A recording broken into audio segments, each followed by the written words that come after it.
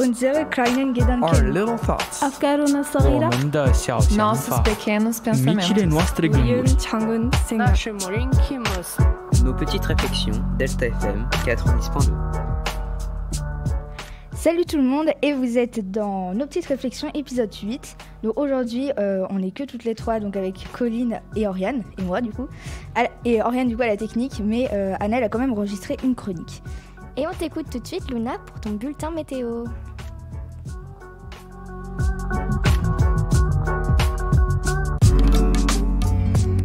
Alors bonjour à toutes et à tous, donc côté météo, Poitiers et Genet-Marigny sont plutôt ensoleillés malgré une température assez fraîche. Le vent souffle à environ 6 km/h, les températures sont d'environ 10 degrés pour Genet-Marigny et pour Poitiers. Et demain, ce sera la Sainte-Catherine. Et donc du coup, on passe tout de suite à ta chronique Expression, Oriane. Donc, Hi, today I'm coming back with a chronicle in English. We promised you some, so here we go.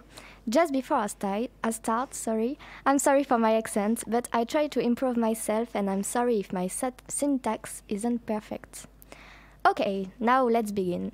Today I'm gonna talk about idiomatic expressions, also called idioms.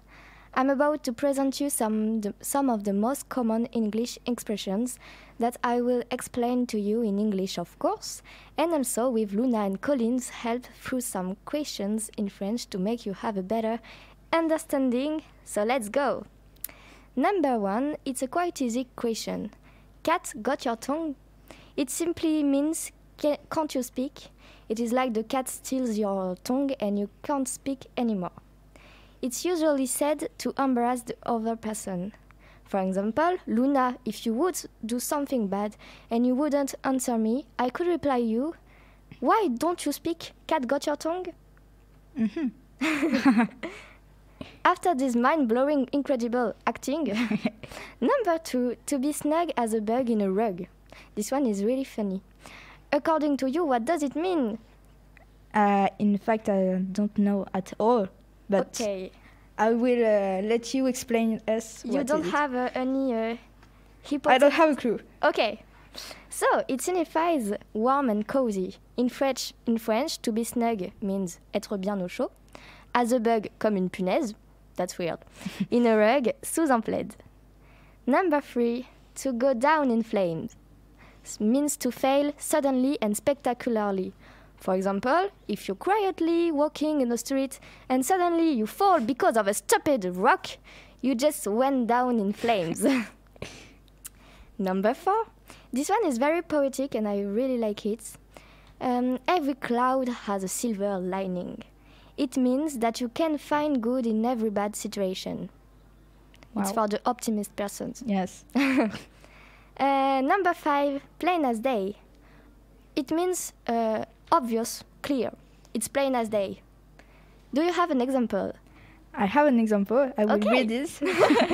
It's plain as day that you're in love with her, so just admit it. Thank you, Luna, to read. Very good English. Thank you. Number 6, finding a needle in a haystack.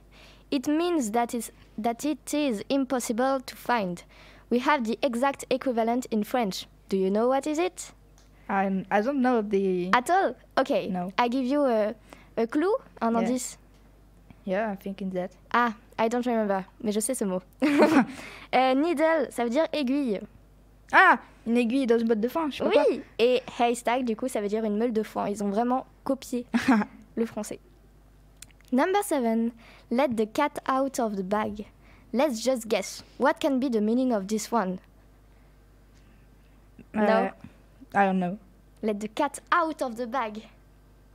Ah, donner sa langue au chat, je sais pas quoi. Non? Not exactly. It means to tell a secret. Ah. Secret. Ah, bah oui, c'est l'inverse du coup. Number 8. Let the chips fall where they may. It signifies to let something happen, no matter if it's good or bad. Number 9. Lose your marbles. Lose your marbles. It means to go crazy, to go insane. For example, oh, I didn't tidy up my bedroom today. My mom is gonna lose her marbles. Number 10. Put your foot in your mouth, saying something you shouldn't have. For example, Jessica really put her foot in her mouth when she asked about John's job right after he lost it. What's the equivalent in French? Have you got an idea? There is the foot also in the expression in French. Ah, mettre les pieds dans le plat. Yes!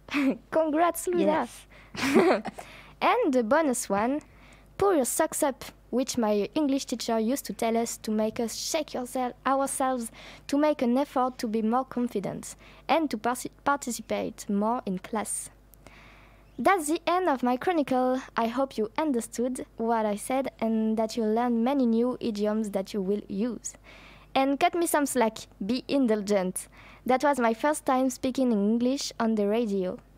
By the way, there is nothing to do with my chronicle, but I have a very funny diction exercise for you guys that I learned in an English drama class 2 years ago.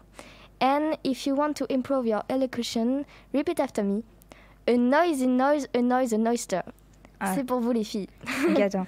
A noisy noise, a noise, an oyster. Presque, almost. Colline, à toi.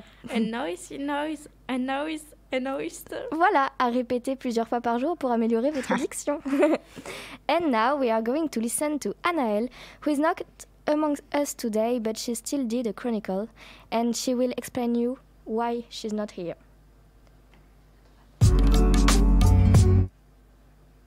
Bonjour et bienvenue dans cette chronique. Alors avant de la commencer, je vais vous expliquer la situation actuelle. Mon emploi du temps a changé, ce qui fait que je serai présente à la radio une seule fois sur 2. Mais les autres fois, ce que je vais faire, c'est que je vais m'enregistrer au préalable pour ensuite envoyer à la personne de la technique ma chronique qui sera diffusée pendant la radio. Donc c'est parti. Donc, pour cette chronique, je vais vous parler du réchauffement climatique, principalement sur la banquise. Et oui, pendant les vacances, j'ai regardé en rediff l'émission du sauvetage de Mike Horn. Et il y avait plein d'informations sur le réchauffement climatique, super intéressant. Ça m'a donné envie de faire ma chronique là-dessus. Nous allons commencer par un point qui n'est pas trop banquise, mais quand même, la couche d'ozone. Et oui, vous le savez presque tous, mais il y a un trou dans la couche d'ozone. Ce trou a été découvert dans les années 80. Sur ce, un pacte a été créé, interdire le gaz qui provoque le trou sur la couche d'ozone. Au début, il y avait les 3/4 du monde, maintenant il y a tout le monde entier dans ce pacte. En 2019, il a été constaté que le trou avait diminué. Si tout continue comme aujourd'hui, en 2069, il ne devrait plus y avoir de trou dans la couche d'ozone, et ça c'est cool. Depuis le début des années 1980, la quantité de glace sur Terre diminue chaque année. Celle-ci se trouve à différents endroits sur la planète et sa fonte n'a pas les mêmes impacts sur le climat en tout lieu. Dans les hautes montagnes, la surface recouverte par la glace tend à diminuer et le manteau de neige est présent sur un temps de plus en plus court chaque année. Toutefois, et c'est une remarque s'appliquant à de nombreux phénomènes environnementaux, ces évolutions ne s'observent pas de la même façon en tout point de la planète.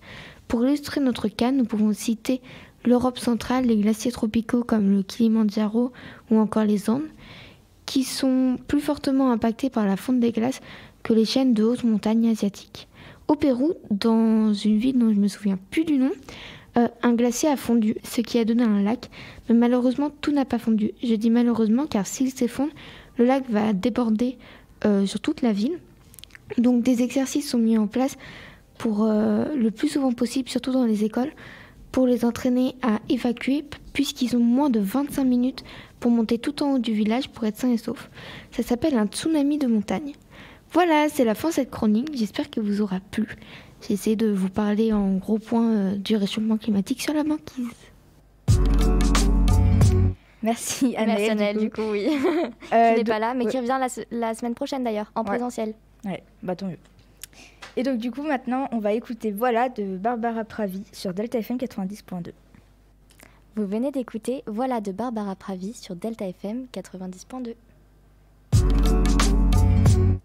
Alors, je suis de retour cette semaine pour vous parler d'une figure emblématique de la résistance française.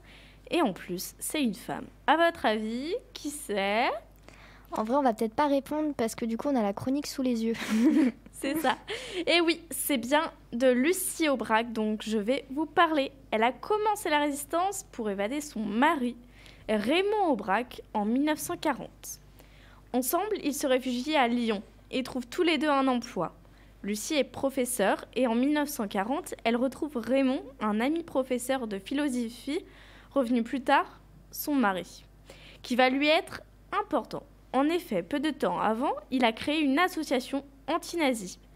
Désormais, ils passent tout leur temps libre pour faire des sabotages ou toute autre activité frauduleuse contre les nazis. Après la naissance de leur fils, ils décident de créer un journal, puis ils se consacrent à la Libération Sud. On la retiendra comme Lucie Samuel. Elle a dû changer de nom pour ne pas se faire remarquer. Donc Lucie Samuel, ça peut être son nom. Et à un moment donné, on l'a même appelée Catherine Samuel. À cause de ses activités, Lucie arrive souvent en retard à ses cours en 1942 et en 1943. Lucie est chargée de communication avec la Libération Nord, ce qui la pousse souvent à se rendre à Paris. À partir de 1942, Lyon est envahi par les nazis. La Gestapo ainsi que la milice. Donc milice, je rappelle, c'est la Gestapo, mais française, pendant le gouvernement de Vichy. Il pourchasse tous les résistants. Le 15 mars 1943, un agent de liaison est arrêté, ce qui entraîne l'arrestation de 9 autres résistants, dont Raymond Aubrac, le mari de Lucie. Lucie s'acharne pour la libération de son mari. Une mise en liberté a lieu juste le temps pour qu'il puisse faire évader des camarades. Le 21 juin, Raymond est à nouveau arrêté, cette fois-ci par la Gestapo, accompagné de Jean Moulin, célèbre résistant lui aussi, et d'autres résistants. Le 21 octobre 1943, Lucie et quelques résistants arrivent à faire évader son mari. Merci beaucoup, Colline, c'était très intéressant. Et attention.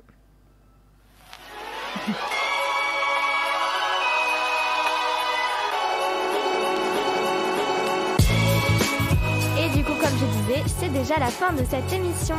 Merci Colline pour ta chronique historique et on espère que ça vous aura plu.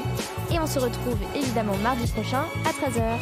Et normalement, on aura plusieurs invités autour d'un assez grand débat qui se promet houleux et j'ai hyper hâte. Je sais pas. Et bien sûr, vous pouvez écouter ou réécouter cet épisode sur vos plateformes de streaming audio ou bien sur le site de Delta FM à l'adresse lp2i.radio-delta.fr. Salut. Salut.